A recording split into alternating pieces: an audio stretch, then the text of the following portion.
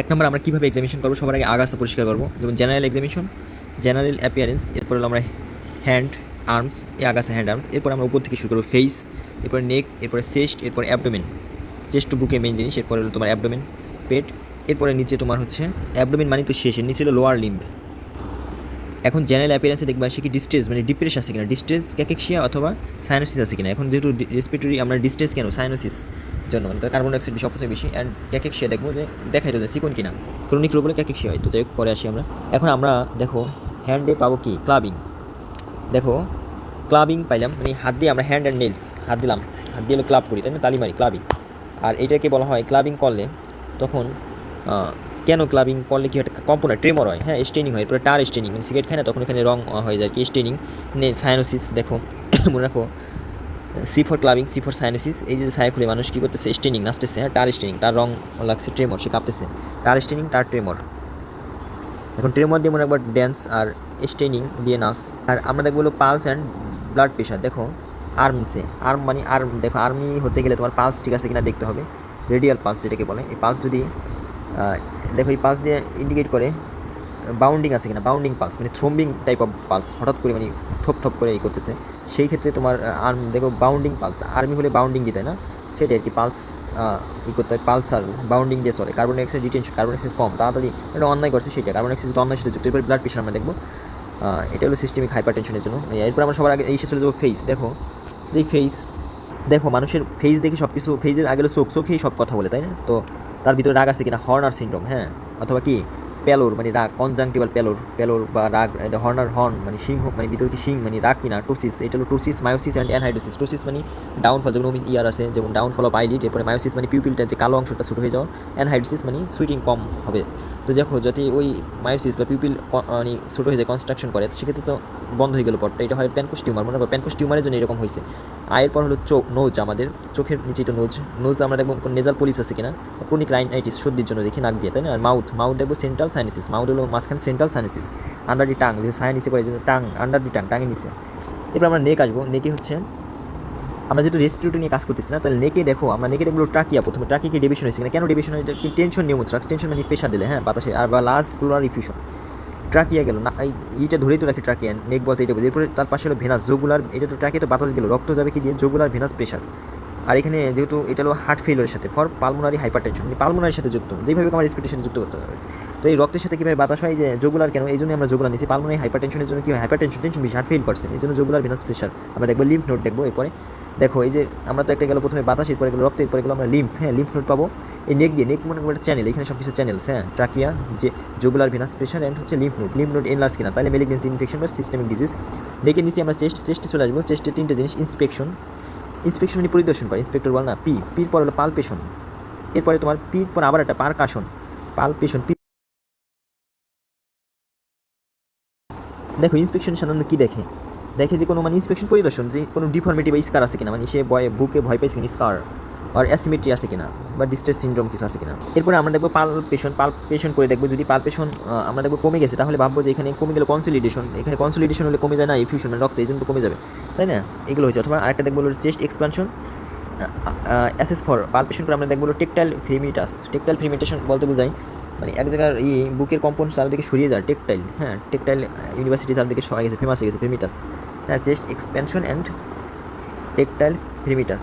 যদি reduce expansion করে, reduce expansion সেক্ষেত্রে হলো কনসলিডেশন, মানে রিডিউস এক্সপেনশন মানে কি কমে গেলে, এক্সপেনশন মানে কনসলিডেশন হলে। এরপর পারকাশন, ডালনেস যদি থাকে ডাল মানে তাহলে হবে কনসলিডেশন, ডি ফর ডাল, ডি ফর ইফিউশন। আর যদি হাইপার রেজোনেন্স থাকে সেক্ষেত্রে আমরা নিউমোথ্রাক্স বাতাস পাবো বা এমফাইসিমা বাতাস, নিউমো মানে বাতাস।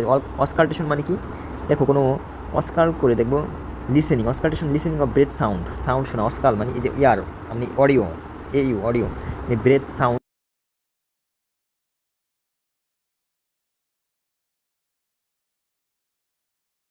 দিয়ে মনে রাখবে একটা কালভার্ট আছে সেখানে ডিপ ভেইন থ্রোম্বোসিস, মানে থ্রোম্বো মানে ডিপ ভেইন মানে ওই ড্রেইন মানে থমকে গেছে, কারণ কেন ইমোবাইলিটি অর্থাৎ hyper coagulable state in respiratory patient, যাদের রেসপিরেটরি পেশেন্ট যাদের হাইপার কোয়াগুলিটি আছে বা ইমোবিলিটি তাদের হচ্ছে এটা হওয়ার রিস্ক অনেক বেশি। তাদের আমরা দেখবো calf tenderness or swelling, calf যেই কাফ মাসেল আছে সেইখানে এটা দেখবো। দেখো আমরা এখানে ইন্সপেকশন বলছি যে পায়ে নিচে না, পা ইন্সপেকশন দেখতে হয় তাই না, ইন্সপেক্টর পা দিয়ে হেঁটে যায়। পেরিফেরাল ইডেমা দেখবো, কারণ পেরিফেরাল ইডেমা আছে কিনা, ইডেমা হয় হার্ট ফেইলার হলে ইডেমা মানে পানি জমে গেল, পাম্প করতে পারতেছে না সেখানে ফুলে গেল, right heart failure. Right heart ফেলারের সাথে যুক্ত কি ক্রনিক লাং ডিজিজ। হ্যাঁ, তো যার জন্য হচ্ছে কী হয়, দেখো lead increase venous pressure and fluid accommodation in lower extremity. তো যাই হোক ভেনাস প্রেশার বাড়ায়, মানে লাং ডিজিজ হলে হার্ট ফেলার হয়, হার্ট ফেলার হলে হচ্ছে ভেনাস প্রেশার বাড়ে, আর সেক্ষেত্রে অ্যাকোমোডেশন হয় ইন লোয়ার এক্সট্রিমিটি। এরপরে সাইনোসিস কেন হয়? সাইনোসিস বলতে বোঝায় peripheral cyanosis indicate poor oxygen delivery to extremities often seen in chronic hypoxia condition. অনেক বেশি হাইপোক্সিয়া হইলে তখন poor oxygen delivery to extremity. এরপর আমরা অ্যাবডোমেনে দেখো আমরা যে পালপেশন অ্যান্ড ইন্সপেকশন পালপেশন করবো মানে অ্যাবডোমেনে, কারণ সেখানে দেখো যে লিভার আছে, liver enlargement from right heart failure আর মেটাস্টেসিস। লিভার কেনই হয়? রাইট হার্ট ফেলার অথবা লাং মেটাস্টেসিস, কারণ ওইখানে কি তখন ভেনাস প্রেশার বেড়ে যায়, যার জন্য কী হয় যে হাইপার কনজেশন অ্যান্ড এনলার্জমেন্ট হয়, মানে যে হেপাটিক কনজেশন, মানে হেপাটিকটা একটা ভেইন, তাই না? এরপর আমরা হার্টের যে শেষে অস্কাল্টেশন বলছিলাম, অস্কাল মানে অডিও, যে শোনা, যদি আমরা শুনি যে ক্রাকেলস, সি মানে ক আর অ্যালভিউলি না, সাজেস্ট ফ্লুইড ইন অ্যালভিউলি, অ্যালভিউলিতে ফ্লুইড থেকে ক্রাকেলস সাউন্ড পাবো, যার জন্য ক্রাকেলস ফ্লুইড ইন অ্যালভিউলি কখন হয়? যখন হার্ট ফেল করে, তখন রক্তটা ইডিমা হবে, তাই না? ফ্লুইড জমবে, অথবা নিউমোনিয়া হলে। আর হুইজ পাবো কখন? অ্যাজমা, হ্যাঁ, আর মানে ইয়ার অবস্ট্রাকশন হলো হুইজিং বা সিওপিডি, হুইজ করে না, মানে জাম লাগছে তখন হুইজিং করবে। আর পানি থাকলে ক্রাকেলস ভেঙে চলে যাবে, মানে ফ্লুইড ইন অ্যালভিউলি, মানে এটা খুবই কঠিন, এই জন্য এটা ভাঙতে হবে। আর ডিক্রিজ ব্রেড সাউন্ড, যদি সাউন্ড কমে যায় সেক্ষেত্রে ইফিউশন বা নিউমোথ্রাক্স আমরা মনে রাখবো। নিউমোথ্রাক্স দুইটা জিনিস, এই জন্য সাউন্ড কমে গেলে বা ইফিউশন কমে যাওয়া। আর আমরা যখন পারকাশন করে পাবো ডাল হয় কখন? যখন হচ্ছে সলিড থাকবে। আর যদি এয়ার ফিল্ড পাবো মানে বাতাস থাকে, সেক্ষেত্রে রেজোনেন্ট পাবো। তো এই জন্য মানে কি হাইপার রেজোনেন্স থাকলে নিউমোথ্রাক্স, নিউমো মানে বাতাস বা এমফাইসিমা, বাতাস জমা থাকে যখন, বাতাস লাং যখন অনেক বেশি করতে পারে না, বাতাস তার ভিতরে রেখে দেয়, সেক্ষেত্রে হচ্ছে হাইপার রেজোনেন্স পাবো, যার নাম বলে এমফাইসিমা প্যাথোলজি। তো ডালনেস পাবো হচ্ছে কনসোলিডেশন বা ইফিউশন হলে। এরপরে পালপেশন পাবো হচ্ছে, পালপেশনে কী কী পাবো? আমরা পালপেশন করে দুটো জিনিস পাবো, যদি দেখি চেস্টটা এক্সপেনশন করছে, সেক্ষেত্রে না রিডিউস না, যদি চেস্ট এক্সপেনশন কমে রিডিউসড হয়, সেক্ষেত্রে কেন হবে? দেখো এক্সপেনশন কমে যাওয়া মানে কি? কনসলিডেশন মানে ঘনত্ব বাড়া, তাই না? আর প্লুরাল ইফিউশন আর ফাইব্রোসিস। এখন দেখো আর যদি হচ্ছে টেকটাইল ফেমিটাস কেন পাবো? টেকটাইল মানে কি? আমরা বলি টেক্সটাইল ইউনিভার্সিটি ফেমাস, মানে চারপাশে ছড়িয়ে গেছে, সেটা যদি ইনক্রিজ করে সেই ক্ষেত্রে হচ্ছে ওভার এরিয়া, মানে কী বলেছে কনসলিডেশনের জন্য, যখন আমরা জানি ওয়াটারের মধ্যে দিয়ে বেশি ছড়ায়, তাই না? আর ডিক্রিজ করবে কখন? মানে টেকটাইল ফেমিটাস মানে যখন কম্পনটা চারোদিকে ছড়িয়ে দেয়, আমি পিঠে হাত দিয়েও পাবো না, এখানেও ওই বুকের যে চেস্টের যে এইটা ওইখানে চলে গেছে ভাইব্রেশনটা, আর এই ভাইব্রেশন যাবে পানির মাধ্যমে, সুতরাং কনসলিডেশন হলেই এটা বাড়বে। আর যখন নিউমোথ্রাক্স থাকবে সেক্ষেত্রে মানে বাতাস থাকবে তখন কমবে। আর যখন আমরা ইন্সপেকশন করব, সবার আগে আমি নিচ থেকে আসছি এই জন্য এরকম হয়েছে, তো ইন্সপেকশন সবার আগে করা লাগে। তো ইন্সপেকশনে আমরা প্রথমে দেখব ডিফর্মিটিস আছে কিনা। ডিফর্মিটি এরকম থাকতে পারে, যেমন পেকটাস এক্স ক্যাপিটাম বা পিজন শেপ বা ব্যারেল শেপ, অনেক ধরনের চেস্ট আছে, ফিজিওলজিতে ছিল। এরপরে আমরা দেখবো হচ্ছে সার্জারির জন্য, মানে স্কার হতে পারে, অনেক স্কার হতে পারে, সেটা ইন্ডিকেট করে পাস্ট সার্জারি, মানে আগে সার্জারি হয়েছে। আর যদি লাং এক্সপেনশন আমরা দুই পাশে অ্যাসিমিটি দেখি, সেক্ষেত্রে বলা যেতে পারে যে এখানে নিউমোথ্রাক্স বা প্লিউরাল ইফিউশনের জন্য এরকম হয়েছে। নিউমোথ্রাক্স বা বাতাসের ভিতরে যাওয়ার কারণে এরকম হয়েছে কি। আর দুই মানে লাঙের দুই লেয়ারের মাঝখানে যখন বাতাস জমে, প্লিউরাল নিউমোথ্রাক্স এটা। আর প্লিউরাল ইফিউশন যখন ফ্লুইড জমে। তো যাই হোক, এরপরে আমরা উপরেরগুলোতে চলে আসবো। এরপরে আমরা যেই নেকে আমরা বলছি নেকটা পুরোটা পাইপের মতো, তাই না? এখানে অনেক ভেসেল চলে গেছে। তো একটা হলো ট্রাকিয়া, মনে রাখবো এখানে বাজার গেছে জেপিভি, যেখান দিয়ে হচ্ছে ব্লাড চলে গেছে, লিম্ফ নোড আর একটা লিম্ফ যেটা। তো দেখো লিম্ফ নোডগুলো এনলার্জ হতে পারে, কারণ এখানে রিয়েক্টিভ হাইপারপ্লাসিয়া হতে পারে ইনফেকশন হলে, হ্যাঁ, বা মেটাস্টেসিস, যেটাকে কি লাং ক্যান্সার হতে পারে, যার জন্য সেটা মেটাস্টেসিস হয়ে ওইখানে হাইপারপ্লাসিয়ার জন্য হচ্ছে রিয়েক্টিভ হাইপারপ্লাসিয়ার জন্য সেটা এনলার্জ হতে পারে। এরপর হচ্ছে জেপিভি বলতে বোঝায় জেভিপি, মানে জুগুলার ভেনাস প্রেশার যদি বেড়ে যায়, সেক্ষেত্রে বুঝবো যে রাইট হার্ট ফেলিওর হয়েছে।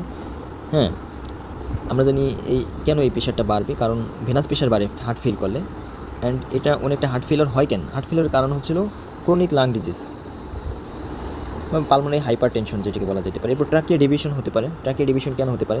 যখন দেখো অ্যাটাল্যাক্টেশিয়া যখন হচ্ছে একটা লাং, মানে দুইটা লাং থাকে, ধরো একটা লাঙে দুইটা ব্রোঙ্কাস দিয়ে তো যায়, তো একটা ব্রোঙ্কাস ধরো অবস্ট্রাকশন হয়ে গেল, সেক্ষেত্রে ওই লাংটা কী হয়ে গেলো? চুপসে গেলো। এই জিনিসটাকে বলে অ্যাটাল্যাক্টেশিয়া। উচ্চারণ অনেক ভিন্ন হতে পারে, এখানে বানান দেখে নাও অ্যাটাল্যাক্টেশিয়া। এরপরে আমরা বাকিগুলোতে চলে আসবে। দেখো ফেসের মধ্যে আমরা প্রথমে হলো আইস, এরপরে নোজ, এরপরে মাউথ। তো আমরা নিচ থেকে শুরু করি। মাউথ যেটা, দেখো মুখে আমরা সেন্ট্রাল সাইনোসিস দেখবো, অর্থাৎ কোথায় দেখবো? লাঙের যেই টাং, এটা হলো টাঙের হচ্ছে টাঙের আন্ডার সার্ফেস, অ্যান্ড হচ্ছে ওরাল মিউকোসা। এখানে এফেক্ট মানে কি? Significant hypoxia affecting in the entire body, এর জন্য এটা নাম হলো সেন্ট্রাল সাইনোসিস। আর নোজ যেটা নেজাল পলিপ বা ক্রনিক রাইনাইটিস, এখানে যদি নেজাল পলিপ বা ক্রনিক রাইনাইটিস হয়, সেক্ষেত্রে অবস্ট্রাকশন এয়ার ফ্লো, যেটা হচ্ছে ব্রিথিং সমস্যা করবে, আর হচ্ছে সেকেন্ডারি রেসপিরেটরি ইস্যু তৈরি করবে। এরপর আই, চোখে আমরা কনজাংটিভাল প্যালোর, আমি সেই সময় বলছি চোখ দেখে আর সব কিছু বোঝা যায়। তো হর্নার মানে হর্ন মানে মানুষের যেমন অনেকের যে গরুর সকালে দুটো শিং থাকে, তো হর্ন মনে রাখো রাগ, হ্যাঁ, চোখ দিয়ে রাগ বোঝা যায়, হর্নার। এটা হলো প্যানকোষ টিউমারের জন্য। দেখো এই হর্নার সিনড্রোমে রাগ মানে কি সব কিছু যখন বন্ধ হয়ে যায়, টোসিস পিটা থাকবে। দেখো আর্মসে আমরা দুটো জিনিস দেখবো, একটা হচ্ছিল পালস আর একটা হচ্ছে তোমার ব্লাড প্রেশার। তো পালসের ক্ষেত্রে যখন আমরা হাইপার ক্যাপনিয়া মানে কি কার্বন ডাইঅক্সাইড যখন বেশি থাকবে, রিটেনশন মানে কার্বন ডাইঅক্সাইড রিটেনশন মানে রক্তে ব্লাডে কার্বন ডাইঅক্সাইড পরিমাণ বেশি, সেই ক্ষেত্রে পেরিফেরাল বেজোডাইলেশন হয়, নট সেন্ট্রাল, পেরিফেরাল বেজোডাইলেশন হয়। মনে রাখো কার্বন ডাইঅক্সাইড মানে তাপ, আর তাপ দিলে বেজোডাইলেশন হয়, মানে ভেসেলটা ডাইলেট করবে, এইভাবে মনে রাখো। তখন হলো বাউন্ডিং পালস, মানে এটা থ্রোম্বিং টাইপ অফ পালস, এরকম পাবো থ্রোম্বিং টাইপ, অথবা ইরেগুলার রিদম যদি পাই আমরা পালসে, রেডিয়াল পালসে, সেক্ষেত্রে ইন্ডিকেট করবে কি এটা হচ্ছে তোমার হাইপোক্সিয়া বা কি কার্ডিয়াক কন্ডিশনের জন্য হয়। আর ব্লাড প্রেশার আমরা যদি দেখি তোমার এখানে বলছে ক্রনিক হাইপোক্সিয়া, যখন অনেক বেশি হাইপোক্সিয়া হবে সেক্ষেত্রে সিস্টেমিক ভেসোকনস্ট্রিকশন হবে।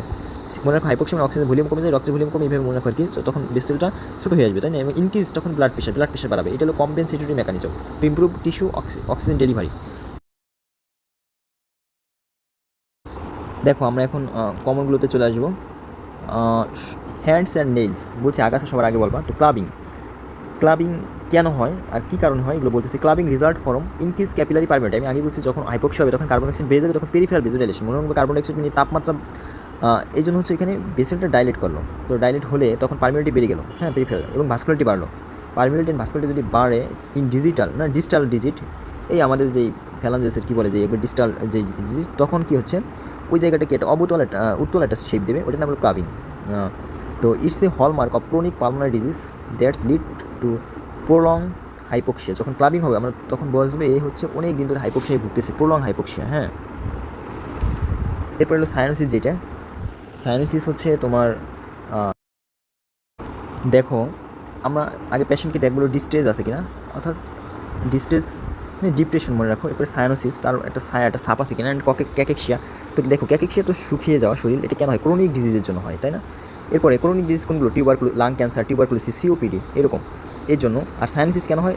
পোর অক্সিজেনেশন ডিউ টু রেসপিরেটরি আর কার্ডিয়াক কন্ডিশন। ওকে, এরপরে দেখো তোমার এগুলি গেল। আর ব্রেথিং, আমরা অ্যাবনর্মাল ব্রেথিং দেখতে পাই, যেমন ট্যাকিপনিয়া, যদি বেশি র্যাপিডলি শ্বাস নেই, এর মানে কি এটা কম্পেনসেটরি মেকানিজম, অর্থাৎ হাইপোক্সিয়া আছে এই জন্য ট্যাকিপনিয়া, বারবার শ্বাস নিচ্ছে।